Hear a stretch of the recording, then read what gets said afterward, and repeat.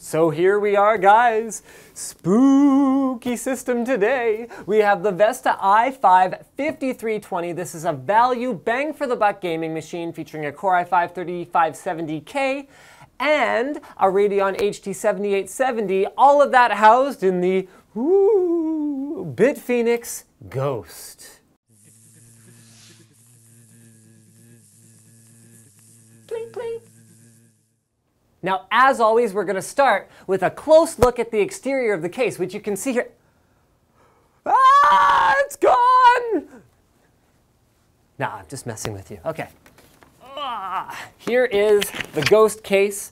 It's not a real ghost. It's just a Ghost computer case. We're going to start with the front. It's all about stealth. It's all about clean lines and clean looks. So the entire front of the case is super plain, but that doesn't prevent it from bringing in fresh air through the front at the sides. So both sides of the front door have mesh intakes, which when you open it up, you can see, there we go, are going to be serviced by these two 120mm fans that are behind yet another layer of mesh. So yes, we're still going to have the cooling performance we need in this case, but silence has not been ignored. All inside the front of the front door is sound dampening material, and once you close it, from the very front of the case, it is much more difficult to hear versus if you put your ear along the vents. Another cool thing about this front door is that it's actually reversible. All you have to do is remove a couple of little plastic clips. There we go. Turn it around, and you can open it the other way. Put the plastic clips on the other side, and no problems. You've got a much more robust reversible door than ones that I've seen in the past. In terms of the front I/O, it's your pretty standard fare. So you've got your front light, your other front lights for your power and your hard drive. You've got front panel audio, two USB 2.0 ports, two USB 3.0 ports, power and reset switches. You've also got a pretty handy dandy little storage compartment here on the top. Or, if you want to use it for what it's actually intended for, you can throw either a 2.5-inch or a 3.5-inch hard drive in there using the included SATA connectors. Again, this is much cleaner and much stealthier than top hard drive implementations that I have seen in the past from other manufacturers.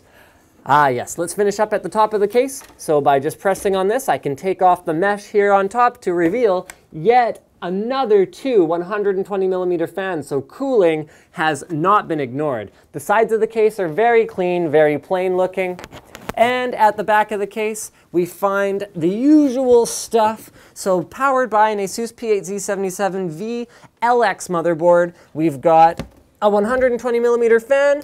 And in terms of I/O, we have two USB 2.0 ports, a PS2 port, lots of video out options, including DisplayPort, HDMI, DVI, and VGA, SPDIF, that's optical audio out, four USB 3.0 ports, gigabit Ethernet, 7.1 audio, and then powered by your choice of a 7870. It's at the same price, whether you go with the 7870 or a GTX 660. You've got DVI, HDMI, and two mini display ports on the default configuration.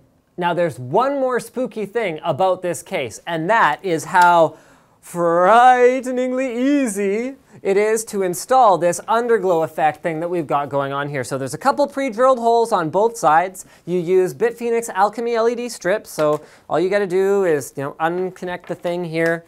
Flip the case over on its side, you can see there are prefabricated spots to put these strips. You can put whatever color you want, and it makes for actually a pretty cool little effect. Also on the bottom is a magnetic fan filter, which if you did happen to install a fan next to the power supply here, would be really helpful because you could easily take it out and clean it. Actually, I don't know about the, yes, it's the same piece, the same fan filter that also filters the power supply. So it's quite a large one, but it's a little bit easier to remove this compared to some of those, like I've seen in the past, ones with really long filters that pull out of the back, like on the Corsair 800D.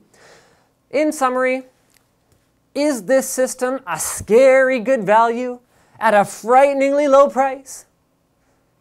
I don't know. It's not really that different from anything else we do here at NCIX, but we thought this case was cool enough and quiet enough and sleek enough that we do a really neat little gaming system in it so you can get the performance you want with the quiet you want. So hence the water cooling, hence the DirectCU2 cooled graphics card, and hence the quiet case and low RPM fans. This is an extremely quiet system and it performs great. It's also very upgradable. If I was going to upgrade this system, probably the only thing I'd do is I'd throw a higher end graphics card in there, maybe go with something like a 7950 or a 660 Ti in order to get the most out of that 3570K, especially when you start overclocking it. Thanks for watching this episode of the NCIX PC Labs on NCIX Tech Tips. Don't forget to subscribe. Unless you're scared.